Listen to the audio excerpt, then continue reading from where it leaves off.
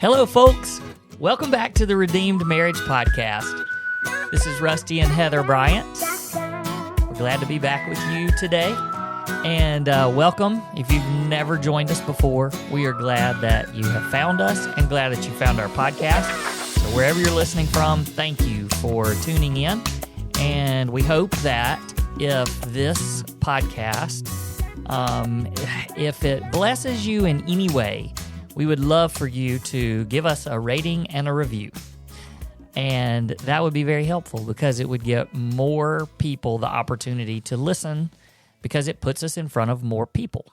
So there you go. That's your commercial for the day or your call to action, the ask that we have for you. All right. And some people email us or go to our contact form and let us know that our podcast means a lot to them. And that just it just keeps us doing what we're doing. You know, it's just encouraging. It never makes me feel prideful. It just is, there are people out there hurting and this is making a difference. Yeah. So, and that's just all God. Yeah, that's good.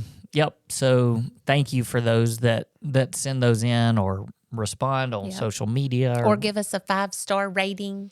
Is it a 5-star? 5-star. 5-star Unless rating. They don't like us 5-star. No. I just meant, is it a 5-star or a 10-star? No, it's 5. And the only place you can actually do that, well, I don't know. Some of these smaller platforms, I'm not real sure, but Apple Podcast and Spotify, you can definitely do a 5-star rating. I gotcha. And then on Apple Podcast, you can leave a written review. Okay, gotcha. And that's the only one. Yeah, all those podcasts I listen to. Yeah, whatever. I'll just keep you informed of all the good stuff that's out there. Okay. So today, we're going to be talking about burning your ships.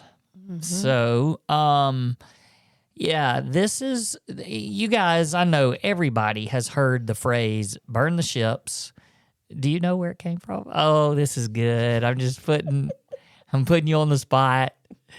No. Something in history. Something in history. Before I was born. Yes, it was. So I know that, there's actually a lot of different, there's several points in history, I think, that people attribute this to. George Washington. No. Oh, shoot. They could have been, but I think the big one is the Spanish explorer Cortez, I believe was his name. He had come over to Mexico, and all the ships, because in case you didn't know, that was their method of travel back then. They didn't have the airplanes and such. That's right.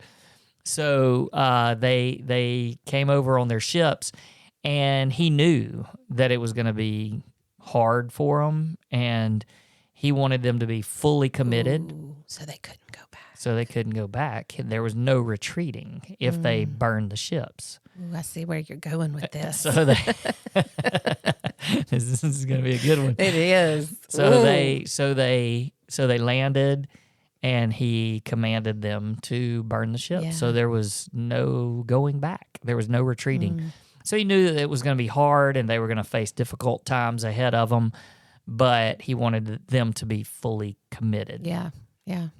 And so, I keep a list of podcast topics, that come up maybe when we're doing coaching, or I hear something on another podcast, or I read something in a book, or just something in our life pops up, and I always just make little notes and hey, this would be good to talk about someday. And this was one that I put recently, and I think that the reason that I started thinking about this a lot was because we work with so many couples in marriage coaching and retreats and intensives and just all of the different things that we offer. And a lot of those people come to us and they have some sort of betrayal or brokenness in their marriage, some mistrust. And so they are making this commitment to stay together in their marriage.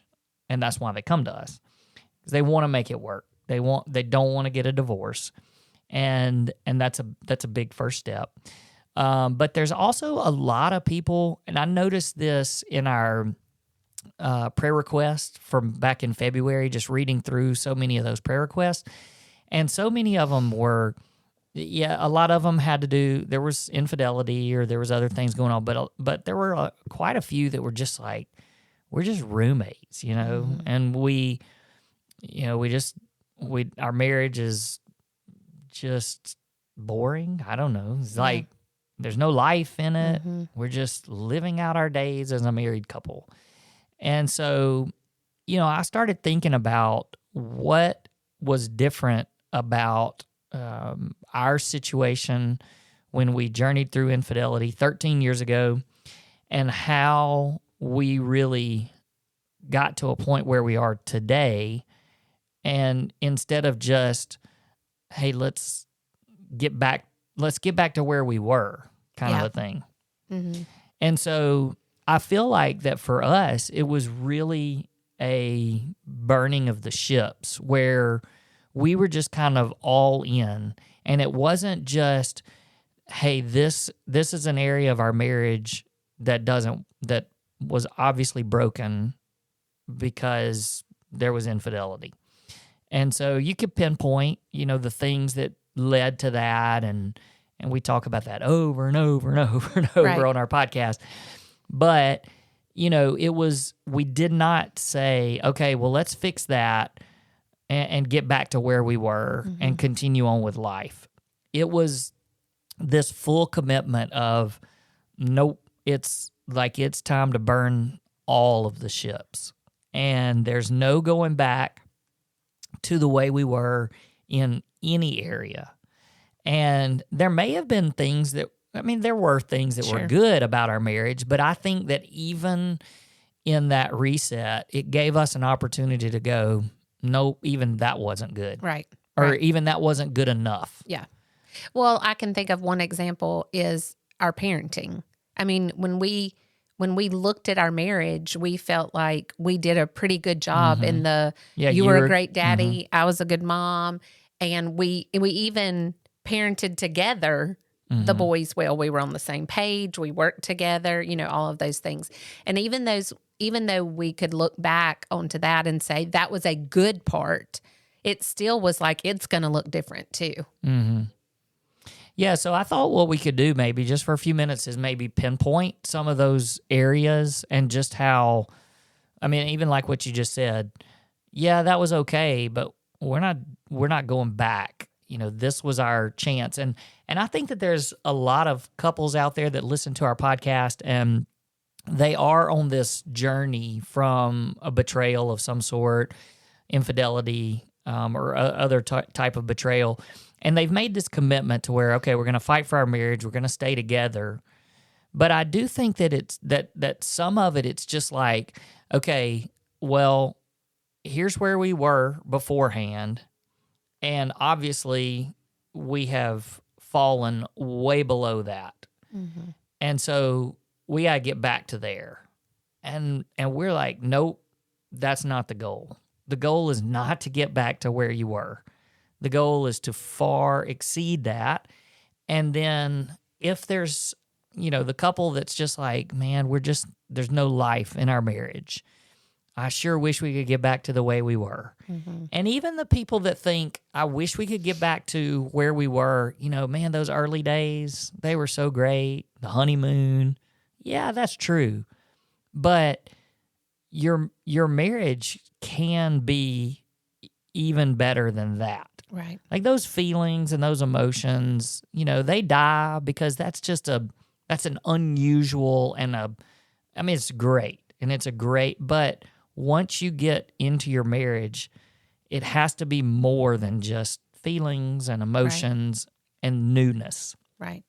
And so for the couple that's listening and just feels like, yeah, we're just kind of going through the motions and we're just roommates, like I don't want you to listen to this and go back and, oh, can we get back to where we were? No, let's burn the ships and change everything. Yeah. And, I also know because I've met with several in the past couple of weeks that there are people out there that aren't even to that point yet. They're to the point of let's just hold on until our kids get out of the house and then we can separate. Like, let's just get back to the point where we can coexist. Mm-hmm. Let's get back to the point where we can even be under the same roof without killing each other Mm-hmm. and just be civil until the kids leave. And what I want to say to that couple, and if you're listening and that's where your heart is, you can have so much more than that. Mm-hmm. Like, God can completely change your marriage from even how bad and how hard it is right now. So I think that there's people listening that are in stages all along that path Sure. of, hey, let's fight for our marriage, but let's just try to get back to where we were, to, hey, we're committing to stay together until the kids leave and then we can be done, because there's no way we're ever going to get back to where we were, much less better than we were. So I think there's a rainbow of people who are listening that could find themselves anywhere in that. And to all of you, like, even if it seems impossible, God can work a miracle to get you to where it's way better than where you used to be. Mm-hmm. Well, I think about those early, the whole story of burning the ships, and I think about them coming and landing on a brand new place. And as long as those ships were there, there's a tendency to kind of stay close to the ships, because it's like, well, if I don't wander too far into this new land, then I can always just turn around and get back on the ship and go back the way I came.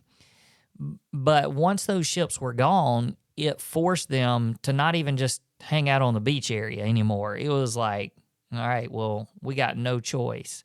We're heading deep into this, deep into the woods, deep into the land, wherever they were going. But as long as there's this option of, let's go back to the way it was, then there's no real full commitment to let's build something new. Yeah. Because that's what they were doing. I mean, some of them were some of them were leaving things that they wanted to leave, but some of them were just the excitement of, we want something new. Like, we want to go and explore something that can be better than what we have. And so maybe they didn't leave behind something terrible. They just wanted something new. But even then, they weren't going to go fully all in until there was no chance of going back. And so when we started when I started thinking about all these different areas of our marriage and how we had to just say, nope, it's not going to be the way that it was before. And so, I don't know, some of those things that I thought about were, I think a big one for me was just our acknowledgement of taking care of ourselves and how important that was to our marriage.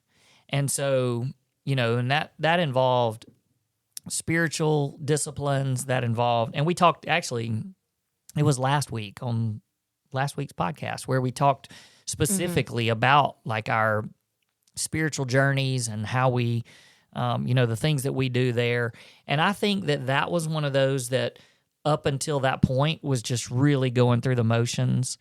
I mean, if people looked at us, they would have said, man, great family, go to church every Sunday, take their kids to church, they serve, they lead worship, they do all the things. But there was nothing really in our hearts that was changing us individually. It was just all on the outside. And so that was one of the things that I think would have been really easy to just go, all right, we got to weather this storm. There's been confession of infidelity. We're gonna survive this, and then we're gonna go back and be that couple that went to church every Sunday, served, back to where we were. And man, we just like that. I think that was one of the biggest changes that we just said, nope, we're burning that Yep. ship, and it's going to be completely different this Yeah. time. And when you were talking about how when you don't want to look back and have the option of having the ship. And so also what I was thinking about is once they burned it, there was no visual reminder of the ship. Like even if they're standing on the shore and just looking and being reminded of what, even if they weren't tempted to get back on it at that point, it's still a visual reminder of that was the past life. And so I love the idea of that's another reason to burn it down and to move forward is because you don't have to be reminded of it constantly. And I think that for us in our spiritual life, in our church life, in how we decided to pursue the Lord with as a family, it was just completely different.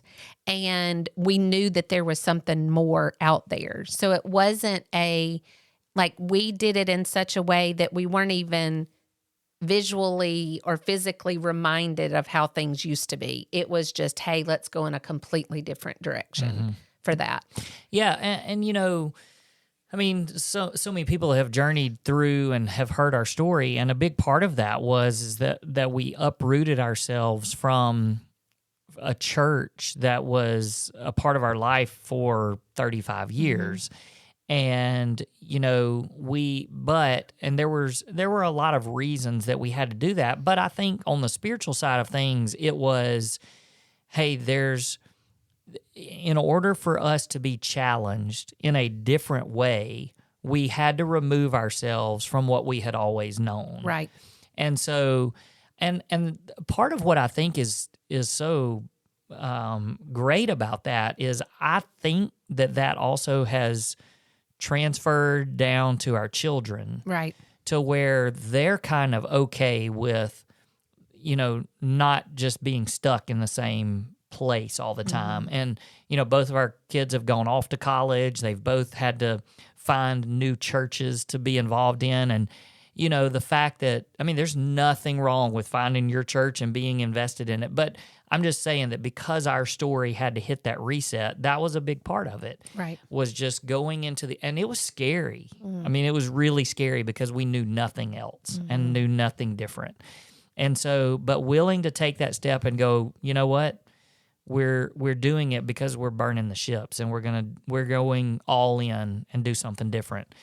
I was thinking about just these different areas, and I know for one, the communication. That's what I was going to say. Well, go. No, when you brought this topic to me and you asked, just think about ways that things that we burned down that we had to completely start new. And it was definitely communication was the first thing on my list.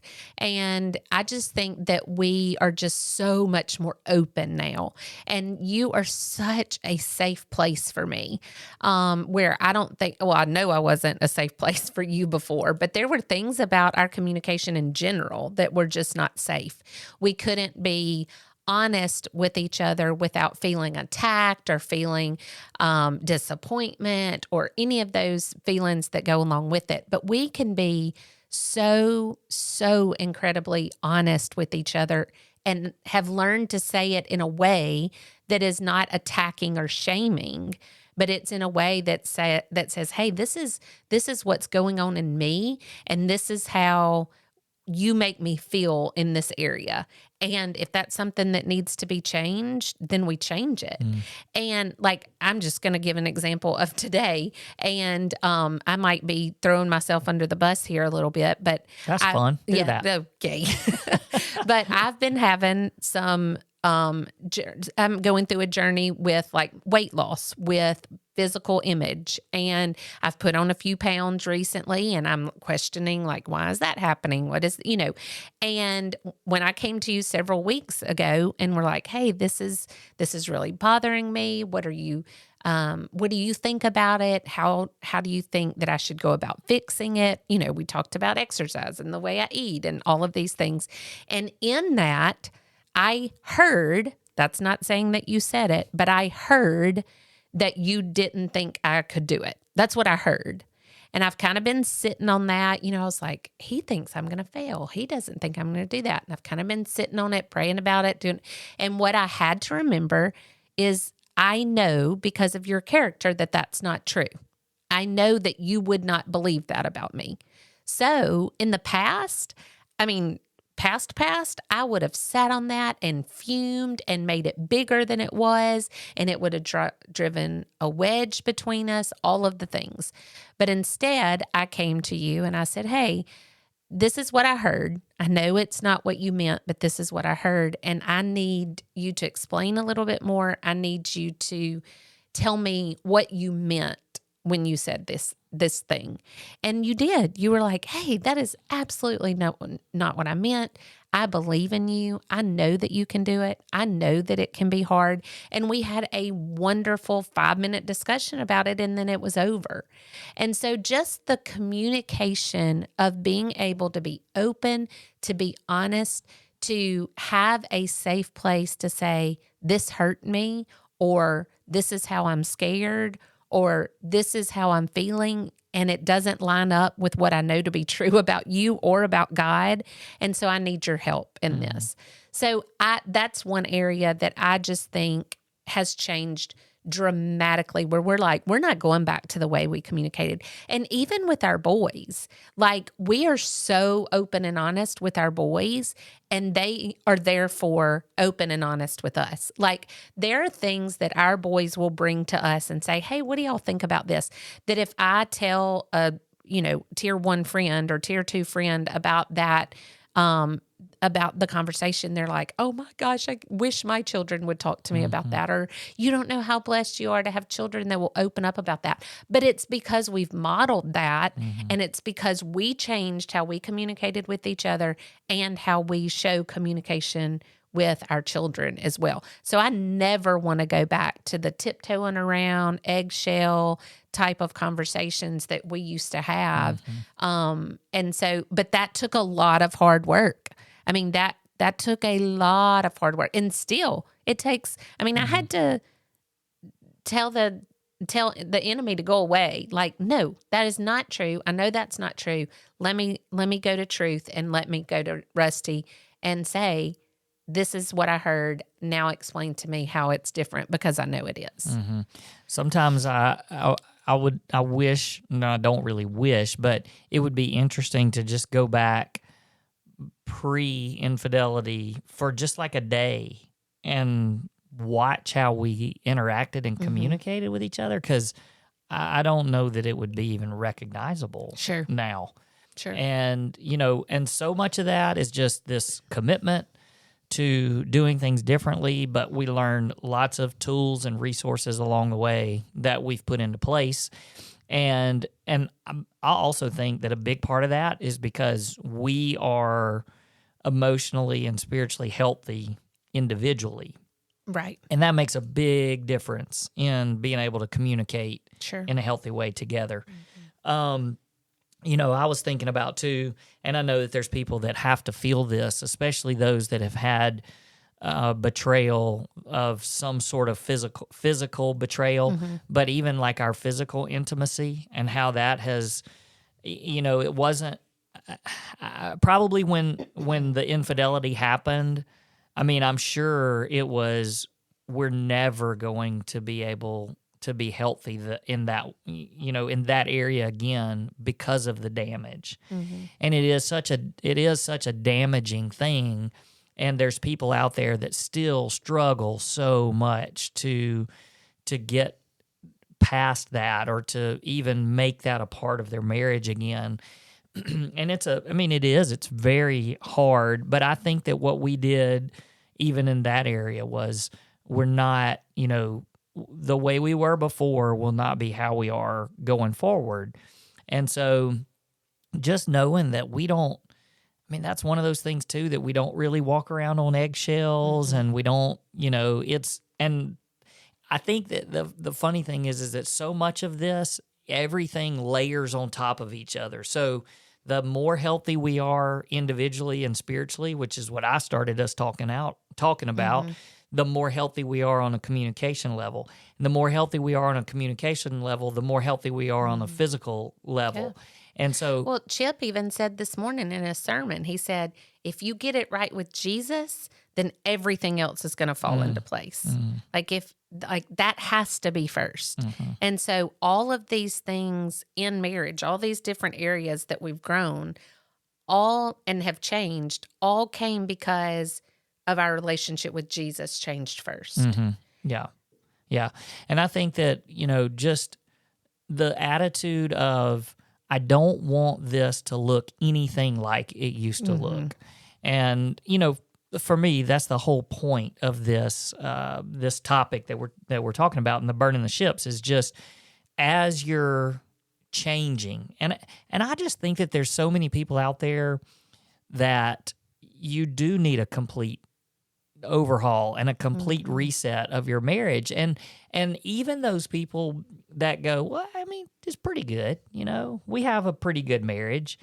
But if you're really honest and you really take a step back and look at it, man, but things really could be a lot better. And, I think we're still learning it, and we're still adapting, and we're still implementing things. We still learn. And we still learn from so many of these people that we are guiding and teaching. We learn from them, which is a great thing. And we also hear the places that they get hung up, and it reminds us, okay, we're not going back there because we've lived that, and we know what that feels like. But it's just this commitment to nothing's going to look the same. We don't want to go back the way we were. So all of that to say, if you are in a season of life where you're trying to rebuild trust, you're moving forward from something that's a betrayal, then yes, you have to burn the ships, burn them all. Don't go back the way you were in any area of your marriage. Yeah. But if you're also one of those that's just, I'm tired of just living life with a roommate. I want a marriage that's thriving, that's full of life. And in the same way, burn the ships, and have that conversation with your spouse. Like, hey, I think things can be just so much better, but it can't be, let's get back to the way we were. It's, let's change all of this. It reminds me of the story in Scripture that I talk about quite often, where the woman's caught in adultery and they're wanting to stone her. And after they all dropped their stones, because none of them could say they had never sinned, Jesus says you're forgiven. And then, of course, my favorite quote is, now go and sin no more. And it is turning your back on everything that you knew and making it different and making it better and making it, I just envision walking away, like you said, from the shore into the depths of let's make it different. And there were things about me that I changed and will never go back. And I think of things like the way I dressed. Like, I feel like I dressed in a very please look at me way. And I just, now I don't dress like that. And I will never go back to dressing in a way where I'm trying to draw attention through that. Boundaries that we had to build trust. Like, we had to completely rebuild trust, and boundaries that we draw. It's not like I'm ever going to go, hey, we're almost 14, 15 years out of this thing. Can we loosen up on that? Like, no. Right. It's never going to change because it looks different and it looks better. So as I thought through the ways that we've burned different ships, there's a million different directions we could go. And so if you're listening, we've given you ideas of how we did it, but there's other areas too. There are other areas that Jesus is saying, hey, you're forgiven, but it's got to look different. Not a little different, but 180 degrees, turn your back, walk away, and go and sin no more, and make it look different. Make it look like Jesus. Yeah, and some of it, you just kind of made me start thinking about some of the things that are even really simple that I wasn't even really thinking about, but just like stuff that we would watch Yeah. on TV and movies and things that, we just, hey, we don't want to put that in. Yeah, and we weren't watching hardcore. No. But I mean, we know Sure. people who are. Sure. So stop it. Yeah. And then but even just the things that may have too many F-bombs in it, or, for me, I mean, violence just doesn't bother me. It's fine. But I mean, that's okay for me. It may be bad for somebody else, but even the relationship stuff, not even that's rated R, let's not watch that because it has language and sex in it, but just the quote innocent ones that just show relationships that are not how God how God desired relationships to be in a God honoring way, that just make things normal that aren't supposed to be normal, So we just don't, we watch a lot of killing them up in action shows, but there's just not a lot of if it's not relationally how God has designed it, then it's just like, Yeah, and I think people have heard me say this before, but I can get, and I know we've coached a lot of people that have kind of said the same thing, that they can get triggered pretty easily watching shows and movies that, the relationship part of it, there's something with infidelity or, just unmarried relationships that are, just not the way it's supposed to be. And that's why I prefer even like comedies. I want to watch the ones where the couple's married. Yeah. Even if it's dysfunctional. Right.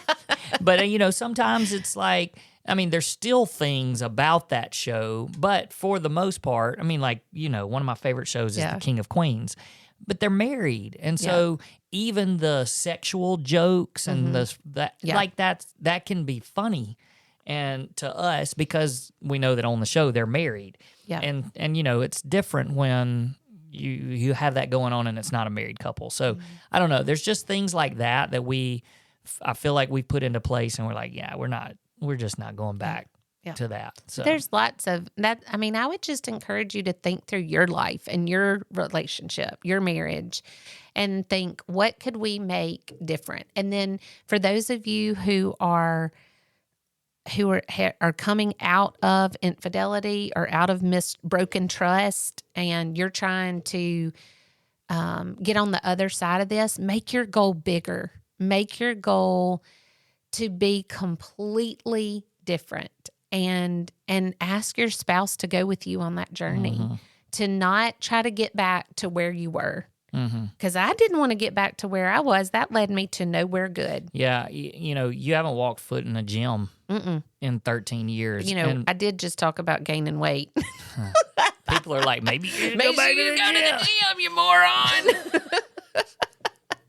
But that's one of those things that for some, and everybody is different. And we're not saying quit the gym. Yeah. Chandler, I want to quit the gym.